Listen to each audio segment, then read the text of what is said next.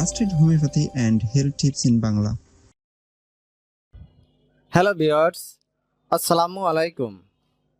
এখন আমি অর্শ, পাইলস বা হেমোরয়েড সম্পর্কে আলোচনা করব। ভিডিওটি না টেনে সম্পূর্ণ ভিডিওটি দেখার জন্য অনুরোধ করছি। আপনি উপকৃত হলে আমার পরিশ্রম সার্থক হবে। অর্শ, পাইলস বা হেমোরয়েড কি? পাইলস বা হেমোরয়েড হলো মলদ্বারের ভিতরে বা বাহিরের শিরাগুলো ফুলে গিয়ে বা স্ফীত হয়ে গুটির মতো আকারে পরিণত হওয়া অবস্থা এমন একটি সমস্যা। কী কারণে পাইলস হয়? কোষ্ঠকাঠিন্যের কারণে অন্ত্রের মলত্যাগ করা কঠিন, ফলে দীর্ঘদিন ধরে চাপ দিয়ে মলত্যাগ করায় মলদ্বারের শিরাগুলো ফুলে গিয়ে পাইলস হয়।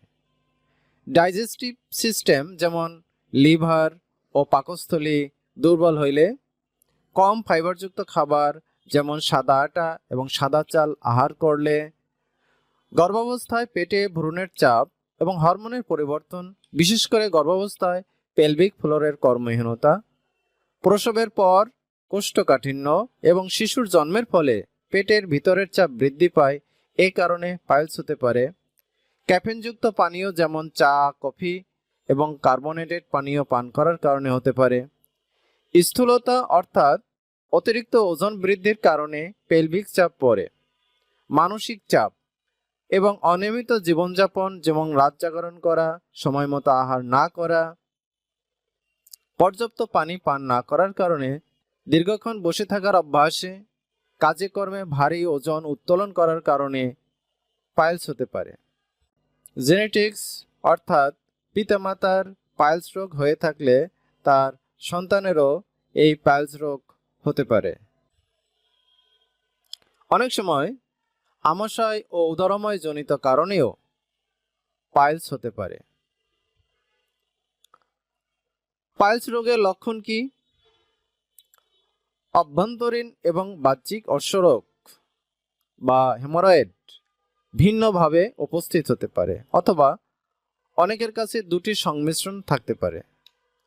মলত্যাগের সময় রক্তপাত, আবার অনেকে রক্তপাত হয় না বা কম বেশি হয়। মলদ্বারে ব্যথা বা অস্বস্তিবোধ, মলদ্বারের চারপাশে ফোলা বা গুটি, চুলকানি ও জ্বালা পড়া, মলদ্বারে গরম অনুভব হওয়া, এসব পাইলসের লক্ষণ। হ্যালো ভিউয়ার্স, পাইলস প্রতিরোধ বা প্রতিকার কিভাবে? আঁশযুক্ত খাবার যেমন বাদামি চাল এবং ওটস খাবেন। শাকসবজি ফলমূল বেশি খান, যেমন ডাঁটা শাক, কলমি শাক, লাউ শাক, লাউ, গাজর, ড্রাগন ফল, খেজুর, বেল, পেঁপে, আপেল। আপেল ফাইবারের একটি চমৎকার উৎস এবং নিয়মিত মলত্যাগে সহায়তা করে। অতিরিক্ত ঝাল, তেল ও মশলাযুক্ত ভাজা পোড়া খাবার এড়িয়ে চলুন। বিশেষ করে সয়াবিন তেল বন্ধ করুন। মাংস বা গোশত কম খান। প্রচুর পানি পান করুন, দিনে অন্তত 8 থেকে 10 গ্লাস। চা কফি কমিয়ে দিন। নিয়মিত ব্যায়াম করুন। পর্যাপ্ত ঘুমাতে চেষ্টা করুন। ভোরের মুক্ত বাতাসে ভ্রমণ করুন। রোগ নির্ণয়। প্রক্টোস্কোপি বা অ্যানোস্কোপি একটি ছোট টিউব জাতীয় যন্ত্র। অ্যানোস্কোপ পাইপ হতে প্রবেশ করিয়ে ভেতরের অংশ দেখা হয়।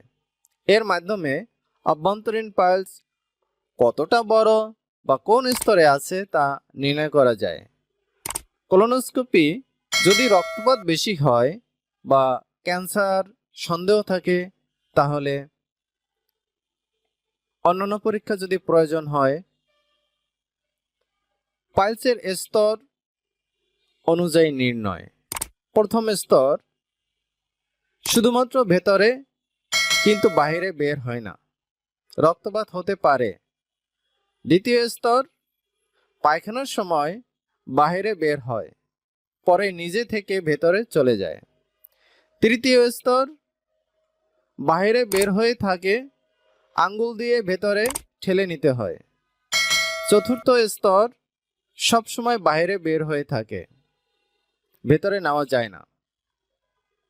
হ্যালো ভিউয়ার্স, হোমিওপ্যাথিক চিকিৎসা লক্ষণ ভিত্তিক, তাই পাইলস লক্ষণ অনুযায়ী চিকিৎসা ও ওষুধ সম্পর্কে জানতে নিচে দেওয়া ডেসক্রিপশনে ভিডিও লিংকে ক্লিক করুন অথবা ভিডিওটি দেখতে চ্যানেলটি সাবস্ক্রাইব করুন।